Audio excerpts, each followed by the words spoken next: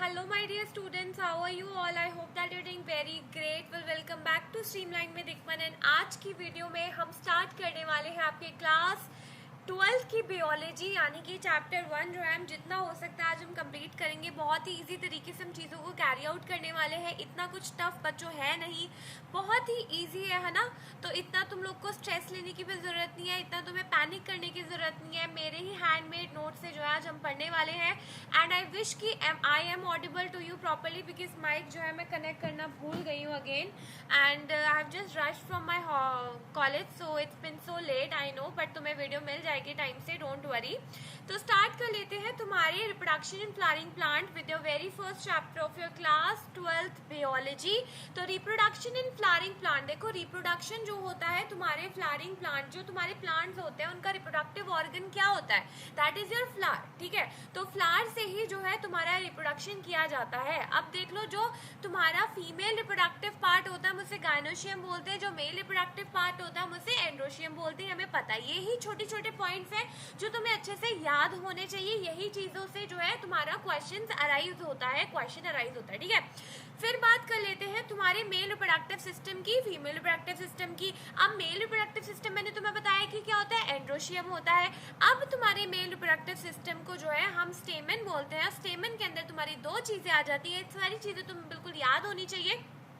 दो चीजें आ जाती है, एक होता है फिलामेंट और एक होता है एंथर। फिलामेंट क्या होता है? एक स्टॉक लाइक स्ट्रक्चर होता है।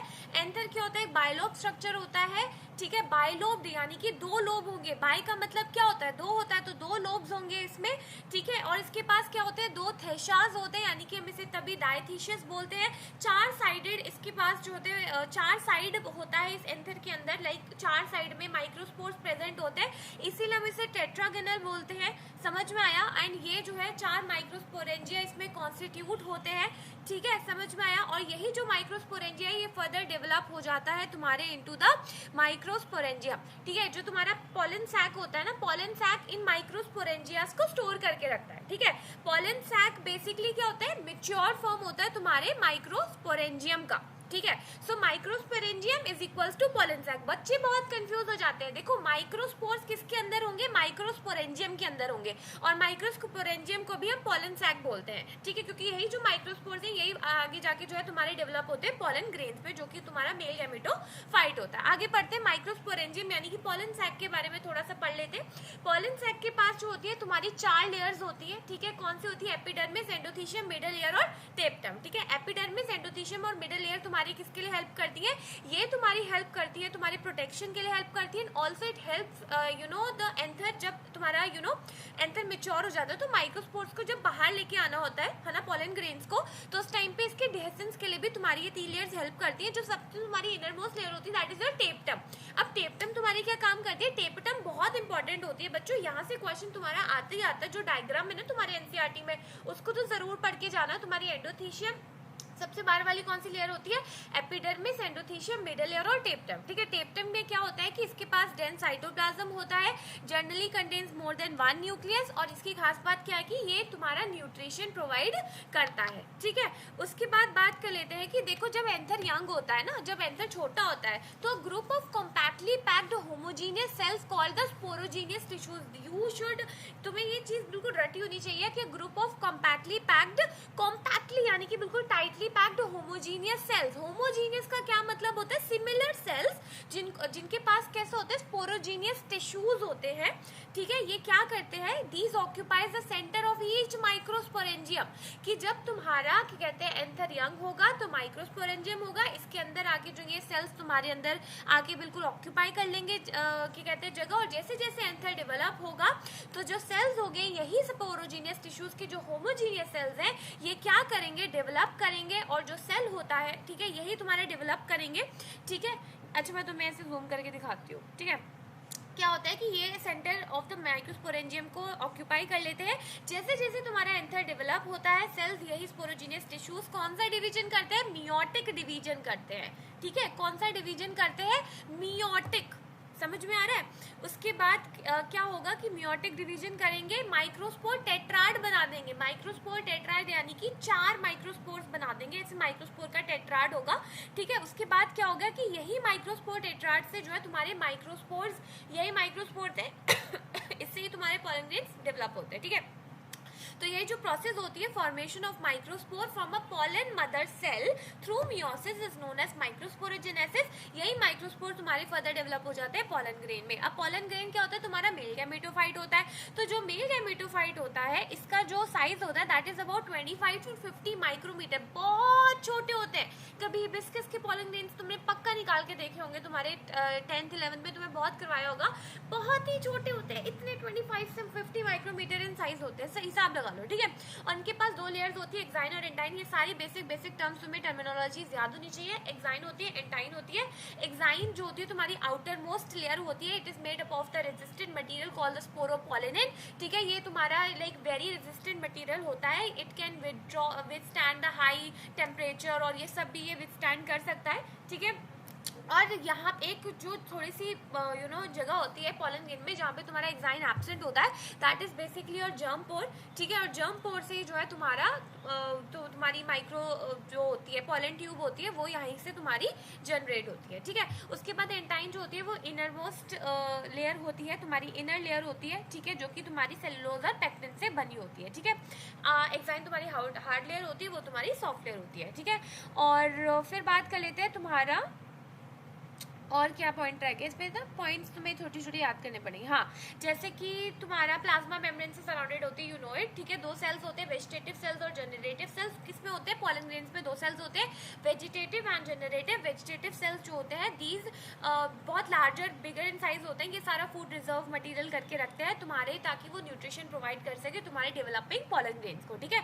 उसके बाद जो तुम्हारे जनरेटिव सेल्स होते हैं, ये इनका स्पिंडल शेप का एक इनका well defined nucleus, well defined मतलब स्पिंडल शेप का इनका वो होता है nucleus, and they are generally float in the cytoplasm of your vegetative cells. और जो वेजिटेटिव सेल्स होते हैं ये बिगर इन साइज होते हैं और इनका इरेगुलर शेप का न्यूक्लियस होता है। ये सब चीजें तुम्हें इसके बारे में पता होनी चाहिए थी। अब हम बात कर लेते हैं फीमेल रिप्रोडक्टिव सिस्टम के बारे में। बच्चों आज हम 4 टॉपिक्स कवर करने वाले हैं, male reproductive system, female reproductive system, और फिर तुम्हारा ये फॉर्मेशन ऑफ एम्ब्रियो सैक भी देख लेंगे और पॉलिनेशन देख लेंगे, ठीक है। बाकी के टॉपिक्स हम कल कवर करेंगे, कल पूरे चैप्टर को निपटा देंगे, ठीक है। सो मैं तुम्हें बहुत हल्के हल्की चीजें करवा रही हूँ, बहुत रश में नहीं करवा रही हूँ, क्योंकि हमने पिछली बार थोड़ा रश में किया था तो कहीं ना कहीं बच्चे थोड़ा लैग कर गए थे, बट आई डोंट वांट कि my student should lag, so I am explaining you everything in very detail so that you will get to know each and everything, ठीक है। फिर बात कर लेते हैं फीमेल रिप्रोडक्टिव सिस्टम की। तो फीमेल रिप्रोडक्टिव सिस्टम को हम फिस्टल या फिर कार्पल बोलते हैं। देखो जब गायनेशियम क्या होता है फीमेल रिप्रोडक्टिव सिस्टम में, तुम्हें पहले बताया था। तो गायनेशियम के पास जब एक कार्पल होगा, एक कार्पल यानी कि मोनोकार्पलरी, मोनो का मतलब ही एक होता है, तो एक कार्पल यानी कि मोनोकार्पलरी। एक से ज्यादा कार्पल, एक से ज्यादा पिस्टल प्रेजेंट होंगे तो मल्टी कार्पलरी हो जाएगा। जब ये पिस्टल एक साथ फ्यूज करते हैं तो हम इनको सिनकार्पस बोलते हैं, और जब ये फ्रीली फ्यूज करते हैं तो हम इनको एपोकार्पस बोलते हैं, ठीक है। अब हम इसके पार्ट्स की बात कर लेते हैं। Stigma, style and ovary. Stigma क्या होता है, तुम्हारा लैंडिंग प्लेटफॉर्म होता है पॉलन ग्रेन्स के लिए, ठीक है। लैंडिंग प्लेटफॉर्म, देखो कोई तो प्लेटफॉर्म होना चाहिए, पॉलन ग्रेन आके भटकेगा तो नहीं, उसको तो भी तो कोई जगह चाहिए ना जहाँ पे वो लैंड करेगा। एयरप्लेन लैंड करता है ना, उसके लिए एक प्रॉपर जगह होती है ना, तो वैसे ही तुम्हारे पॉलन ग्रेन के लिए स्टिग्मा भाई सबको रखा होता है, ठीक है। फिर आ जाता है स्टाइल। स्टाइल क्या होता है, एलोंगेटेड स्लेंडर पार्ट होता है। देखो अब ऐसे एक ट्यूब जैसा पार्ट होता है जस्ट बीनीथ द स्टिग्मा, ठीक है। फिर आता है ओवरी। ओवरी तुम्हारा बेसल बल्ज्ड पार्ट होता है। ओवरी के अंदर होती है तुम्हारी ओवरियन कैविटी, जिसको हम लोक्यूल बोलते हैं। इसके अंदर होता है प्लेसेंटा, एंड यहीं से जो है तुम्हारा मेगास्पोरेंजियम अराइज करता है, ठीक है। मेगास्पोरेंजिया को हम ओव्यूल भी बोलते हैं। एक छोटा सा स्ट्रक्चर होता है जो कि तुम्हारे प्लेसेंटा के साथ अटैच्ड होता है, ठीक है। और वो कौन सी स्टॉक से अटैच्ड होता है, फ्यूनिकल से होता है। और जो तुम्हारी बॉडी ऑफ ओव्यूल होती है वो फ्यूनिकल से अटैच करती है एट द रीजन कॉल्ड हीलम। ये सब तुम्हें चीजें पता है। दे प्रोटेक्शन एनवेलप्स को इंटीग्रेमेंट्स बोलते हैं, ठीक है। यही जो है एनसर्कल करते हैं न्यूक्लियस को, एक्सेप्ट एट द टिप जहाँ पे एक स्मॉल ओपनिंग होती है, माइक्रोपाइल, जहाँ पे तुम्हारी सारी मेटाबॉलिक एक्टिविटीज जो होती है वो यहाँ पे होती है, ठीक है। एंड माइक्रोपाइल एंड के अपोजिट होता है तुम्हारा चलाजल है, ठीक है, जो कि इंटीग्रेमेंट्स जो है सब मास और सेल को एंक्लोज करते हैं, that is your known as your nucleus. और न्यूक्लियस के पास अबंडेंट फूड रिजर्व मटेरियल रहता है, ताकि वो तुम्हारे इसको जो है जो तुम्हारा एम्ब्रियो सैक है फीमेल गैमेटोफाइट, इसको जो है वो तुम्हारे न्यूट्रिशन प्रोवाइड करता रहता है, ठीक है। फिर बात कर लेते हैं तुम्हारे मेगास्पोरेजेनेसिस के बारे में। तो मेगास्पोरेजेनेसिस क्या होता है कि जो तुम्हारा मेगास्पोर मदर सेल होता है वो बहुत ज्यादा लार्ज होता है, उसके पास डेंस साइटोप्लाज्म होता है और न्यूक्लियस होता है, जहाँ पे जो प्रोसेस होती है फॉर्मेशन ऑफ मेगास्पोर की from megaspore mother cell through meiosis is known as megasporogenesis. ठीक है, बट इसमें क्या होता है कि जो तुम्हारे 4 मेगास्पोर बनता है, टेट्राड बनता है, उसमें से 3 डीजनरेट हो जाते हैं और एक ही फंक्शन मेगास्पोर होता है। और जब बस वही एक फंक्शन मेगास्पोर से तुम्हारा मतलब पूरा एम्ब्रियो सैक बनता है, यानी कि जो तुम्हारी मोनोस्पेरिक डेवलपमेंट होती है, तो उसी से जो पूरी फॉर्मेशन होती है उसको मोनोस्पेरिक डेवलपमेंट बोलते हैं। ठीक है, फिर बात कर लेते हैं कि तुम्हारा मोनोस्पोरिक डेवलपमेंट होता क्या है। ठीक है, तो फॉर्मेशन ऑफ एम्ब्रियो सैक है ना, हमने एम्ब्रियो सैक यानी कि फीमेल गैमेटोफाइट बनाना है, तो भी इसमें सेल्स का ना अरेंजमेंट होगा। तो कैसे होगा, मोनोस्पोरिक डेवलपमेंट की बात कर लेते हैं। तो जो न्यूक्लियस है ना फंक्शन मेगास्पोर का, 3 तो डीजनरेट हो गए, एक बचा, वो क्या करेगा, उसका जो न्यूक्लियस होगा वो माइटोटिकली डिवाइड करेगा और 2 न्यूक्लियाई बना लेगा। एंड यही जो 2 है ये ऑपोजिट पोल्स में जाके जो है फ्यूज हो जाएंगे और दे विल फॉर्म मतलब ना एक बड़े से सेंट्रल उसमें जाके फ्यूज हो जाते हैं, जिसे हम लार्ज सेंट्रल सेल बोलते हैं, जिसके पास 2 पोलर न्यूक्लियाई होते हैं। ठीक है, तो वो लार्ज सेंट्रल सेल के पास 2 पोलर न्यूक्लियाई है, इसलिए वो एक सेल माना जाता है। फिर 3 क्या होंगे, 3 अपने आप को जो है उसमें लाइक एक it will constitute a egg apparatus, जिसके अंदर 2 सिनर्जिड्स होंगे और एक एग सेल होगा। ठीक है, और 3 क्या होंगे, ये तुम्हारे होते हैं, तुम्हारे 3 जो होते हैं वो चलाजल एंड्स पे होते हैं, जिन्हें हम एंटीपोडल्स बोलते हैं। तो 3 तुम्हारे सिनर्जिड्स वाले हो गए, 3 तुम्हारे एंटीपोडल्स हो गए, 2 तुम्हारे लास्ट सेंट्रल सेल में हो गए। तो इससे क्या होता है कि 8 न्यूक्लिएट होता है बट 7 सेल्ड होता है, क्योंकि 2 पोलर न्यूक्लियाई होते हैं, लास्ट सेंट्रल सेल के अंदर होते हैं। तो ये जब पूरा तुम्हारा फॉर्मेशन हो जाता है, ये बिल्कुल स्ट्रक्चरल बन जाता है, तो इससे हम एम्ब्रियो सैक बोलते हैं, that is your female gametophyte. ठीक है, ऑल्सो मेरी बात सुनो कि जो तुम्हारा ये सिनर्जिड्स होते हैं ना, इनके पास एक स्पेशल सेलुलर थिकनिंग होती है जिसे हम फिलिफॉर्म अपैरेटस बोलते हैं। ठीक है, जो कि गाइड करता है the entry of the pollen tube. ठीक है, then comes your pollination, our last topic for the today. देखो मैंने बहुत छोटे से टॉपिक्स तुम्हें पढ़ाई, ये तुम्हें रिवाइज करने से ज्यादा तुम्हें कुछ नहीं पढ़ना। पॉलिनेशन का मतलब क्या होता है कि जब तुम्हारा पॉलन ग्रेन जो है वो मैच्योर हो जाएगा, पॉलन ग्रेन का ट्रांसफर करोगे तुम किस में करोगे, anther to stigma is known as pollination. 3 type का पॉलिनेशन होता है, autogamy, geitonogamy and xenogamy. Autogamy क्या होता है कि जब तुम पॉलन ग्रेन सेम ही फ्लावर के सेम ही पार्ट के प्लांट को तुम लाइक एक प्लांट है उसी का फ्लावर है, उसी में जब जैसे तुम्हारे जब ये तब होता है जब तुम्हारा बाइसेक्सुअल फ्लावर हो, बाइसेक्सुअल प्लांट हो, यानी कि मेल और फीमेल गैमेट दोनों एक साथ प्रेजेंट है। तो एक फ्लावर है उसी में male female gamete gynoecium androecium दोनों प्रेजेंट है। तो इससे क्या होगा कि जो तुम्हारा पॉलन ग्रेन होगा वो क्या कहते हैं तुम्हारे एंड्रोशियम से गायनोशियम में जाएगा। ठीक है, तो वो सेमी फ्लावर का सेमी प्लांट का सेमी फ्लावर हो गया, तो that is known as your autogamy, यानी विद इन ही फ्लावर में हो जाता है। ठीक है, बट इससे तुम्हारा जेनेटिक मॉडिफिकेशन आएगा ही नहीं, जेनेटिकली वेरिएशन आएंगे ही नहीं। तो इसके अंदर 2 चीजें पढ़ते हो, क्लिस्टोगैमी, चास्मोगैमी। क्लिस्टोगैमी वो फ्लावर्स होते हैं जो बिल्कुल भी नहीं खुलते, और चास्मोगैमी वो होते हैं जिसमें एक्सपोज्ड एंथर एंड स्टिग्मा होते हैं। Then comes your गाइटेनोगैमी।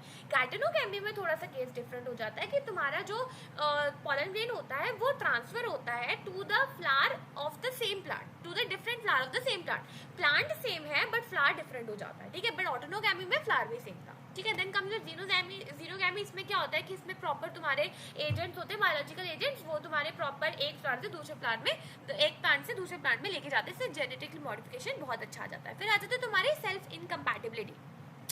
Self incompatibility क्या होता है, ये एक ऐसा जेनेटिक मैकेनिज्म होता है जो कि पॉलन ट्यूब को इनहिबिट करता है उसकी ग्रोथ को। अगर देखो जैसे अगर हमने बाइसेक्सुअल प्लांट है इसमें तो वो अपने में लगे रहेंगे, तो तुम्हारा जेनेटिक मॉडिफिकेशन आएगा ही नहीं। तो प्लांट अपने अंदर एक ऐसी कैपेबिलिटी इंट्रोड्यूस कर लेते हैं जिसे हम सेल्फ इनकम्पैटिबिलिटी बोलते हैं, ताकि वो सेल्फ जो पॉलन ट्यूब ग्रोथ है उसकी होने ही नहीं देता, तो तुम्हारा जो फ्यूजन है वो हो ही नहीं पाता, नहीं कि फर्टिलाइजेशन हो ही नहीं पाता। ठीक है, फिर आ जाती है वायबिलिटी। वायबिलिटी वो टाइम पीरियड है जब तक तुम्हारा पॉलन ग्रेन इज एक्टिव, यानी कि इट इज वाइबल इनफ। ठीक है, यानी कि जब तुम पॉलन ग्रेन को स्टोर करते हो by placing it liquid nitrogen -196 degree Celsius temperature तक जब तुम इसे प्लेस करते हो, तो you can increase its viability. Then comes your agents of pollination. Agents of pollination 2 type के होते हैं, biotic and abiotic. Biotic agents कौन से होते हैं, जैसे कि तुम्हारे एनिमल्स हो गए, हनी बीज हो गए। एबायोटिक में तुम्हारा विंड एंड वाटर आ जाता है। विंड के फैक्टर्स क्या होते हैं कि जो पॉलन ग्रेन्स होते हैं वो लाइट एंड नॉन स्टिकी होने चाहिए, स्टेमन जो होना चाहिए वो वेल एक्सपोज्ड होना चाहिए, और उसके बाद जो स्टिग्मा होना चाहिए वो क्या होना चाहिए, it should be stigma should be feathery so that it could easily trap the pollen tassels in corn and stigma. और जो कॉर्न एंड जो स्टिग्मा होता है और स्टाइल होती है वो वेव करती है in the wind to trap the pollen grain. समझ में आ गया। फिर आता है वाटर। वाटर का सीन बहुत इजी होता है, ब्रायोफाइट्स होते हैं, टेरिडोफाइट्स होते हैं, इसमें देखा जाता है वो अपनी स्टॉक को ऐसे शट डाउन कर लेते हैं, जो भी पॉलन ग्रेन्स ऐसे फ्लोट कर रहे होते हैं वो उसके ऊपर चिपक जाते हैं, फिर तुम्हारा फर्टिलाइजेशन हो जाता है। ठीक है, फिर चलो मैं मैं तुम्हें ये आर्टिफिशियल हाइब्रिडाइजेशन और ये पॉलन पिस्टल इंटरेक्शन भी पढ़ा देती हूँ।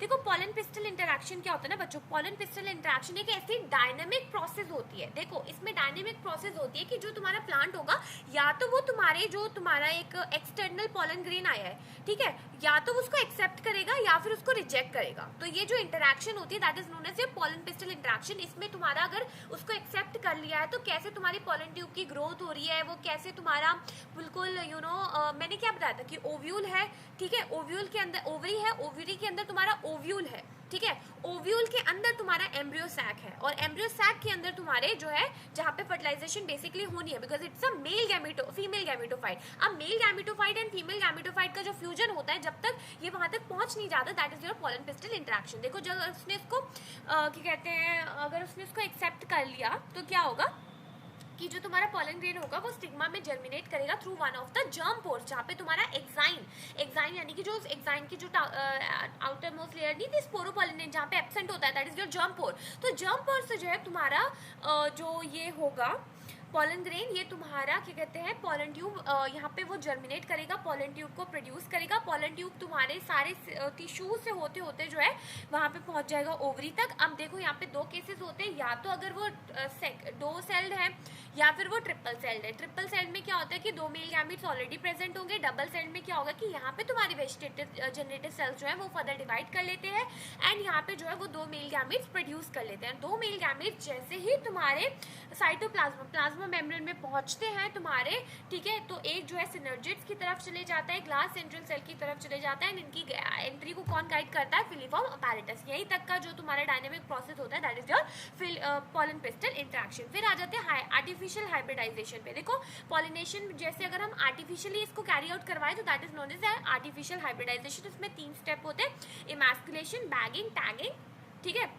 इमैस्कुलेशन कब करते हैं, जब तुम्हारे बाइसेक्सुअल फ्लावर्स हो यानी कि तुम्हारे एंथर्स को जो है using a pair of forcep remove कर दिया जाता है। फिर उसके बाद जो है इनको बैक कर दिया जाता है, जो फ्लावर्स होते हैं उनको कवर कर दिया जाता है ताकि अनवांटेड कंटामिनेंट जो है कोई उड़ता फुड़ता पॉलन ग्रेन आके ना कर दे। फिर डिजायरेबल पॉलन ग्रेन्स को उन पर स्प्रिंकल कर दिया जाता है। जब वो डेसेंस हो जाते हैं, बिल्कुल रिसेप्टिविटी अटेन कर लेते हैं, फिर उसके बाद उन पर स्प्रिंकल कर दिया जाता है और फिर उसको रीटैक कर दिया जाता है, रीबैक कर दिया जाता है ताकि वो उनका फर्टिलाइजेशन हो सके।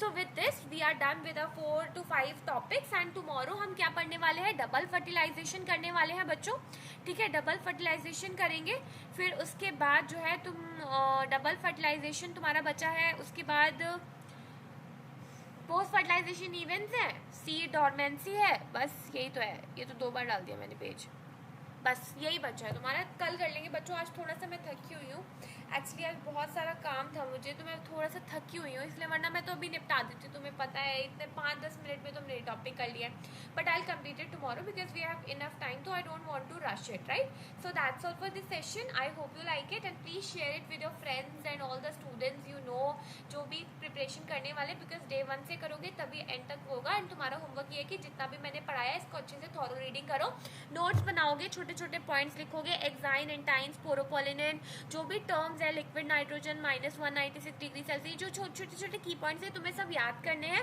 And you gonna right it on the paper in a A4 sheet the way I used to do it. So that's all for this session. I hope you like it, and if you like it then please do like, subscribe and share to Streamline with Ikman. Bye bye.